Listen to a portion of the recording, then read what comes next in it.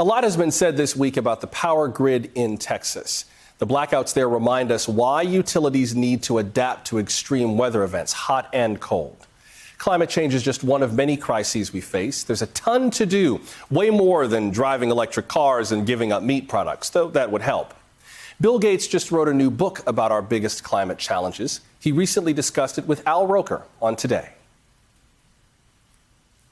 You say climate change will probably kill more people than a pandemic will. So this is way larger. Sadly, it's way harder to solve. We can't just get, like a vaccine and then climate change, goes away. The challenge is that the pain is out in the future, and the steps we need to take to change it are kind of now. Bill Gates' book focuses on the huge challenges involved in zeroing out carbon emissions. So why aren't we making more progress? I think there's a reason that we need to acknowledge more often. It's not just political laziness or corporate greed, though that's in there too. And it's not just that these huge challenges are huge. It's a very simple reason, something that could help us address many of the challenges our nation faces. And we might take some guidance from how we're solving another problem, COVID-19. Last year, there was one thing we needed to do: stop the spread. Wearing masks, washing your hands, socially distancing, quarantining. It's all part of doing just one thing. That's why it was so infuriating to see people who refuse to do it. It's so simple, and it works. This week, President Biden toured a Pfizer plant near Kalamazoo, Michigan. Getting millions of people vaccinated is an immensely complex effort, but it's still part of that same clear task: stop the spread. And like before, we're only being asked to do one thing. We all know there's some history, there's some hesitancy about taking this vaccine.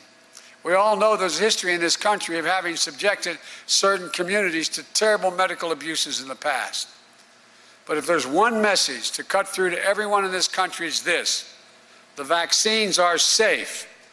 Please, for yourself, your family, your community, this country, take the vaccine when it's your turn and available. That's how to beat this pandemic. Get vaccinated. That's it. Vaccinate yourself and those in your care. Do that, and we're making progress. Some 12-step programs teach the concept of the next right thing. It's a way to simplify moments of crisis or confusion. For example, if you're stressed out and reaching for alcohol, the next right thing might be to throw the bottle away and call your sponsor. I think this concept needs to catch on, not just for sobriety, but for society. Because that's the issue with some of our social movements. They're not asking us to do something. They're asking us to do everything, all at once, right now, because it's all on the line. Or worse, they're calling on us to do anything, flooding us with options and no way to pick one. I don't know about you, but when my to-do list overflows, I know what's going to get done. Nothing. I will get overwhelmed and shut down. Am I the only one who goes through that? Think about the year we just came out of. 2020 was a lot. And if no one has said this to you lately, let me be the first. If you feel overwhelmed by everything going on, that's okay.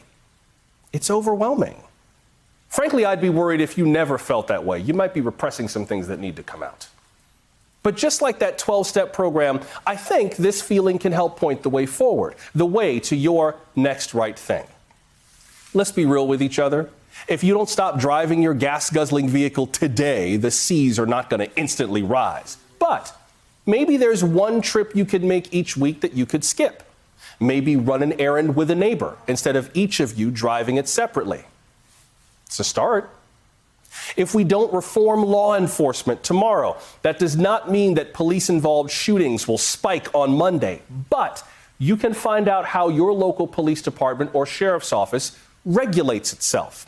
Some agencies have a civilian review board. Others have a group of commissioners who make policy decisions. What does your city have? Find out. And watch the next meeting, probably online, to see what's going on these days.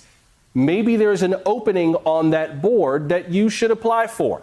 It may put you in a place to influence how the next shooting is handled. It's something.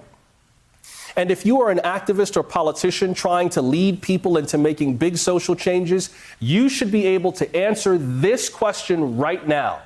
What should I do first? And don't tell me, I can't narrow it down because it all matters. I can't help you if you don't tell me where to start.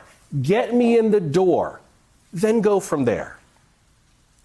The injustice of the Texas energy crisis is that ERCOT knew what it needed to do to protect against this very thing. They had one job. But that's the key to making any big change. Doing one job, seeing it through, and then finding the next job. Feeling overwhelmed could mean you're trying to do too much. But don't give up. Ease up. Start smaller. But by all means, start. We face so many crises right now. And if you just want to unplug, I get it. But sometimes doing what you can manage or what you can afford does much more good than you might expect. You don't have to change the world, so just change your little corner of it. Or better yet, change the one thing you have almost total control of: yourself. With that said, we would love to hear from you, especially if you're having a hard time staying involved in good causes. What small task are you struggling with to help make a big difference? Something positive you're doing despite the difficulty. Email us, theweek@msnbc.com. Tweet us @theweekmsnbc. Tell us your name, where you live. Please keep it brief, up to 30 seconds of video or 100 words of text. theweek@msnbc.com. We'll share some of your stories tomorrow.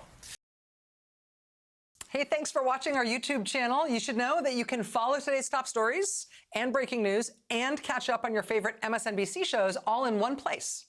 Download the NBC News app today.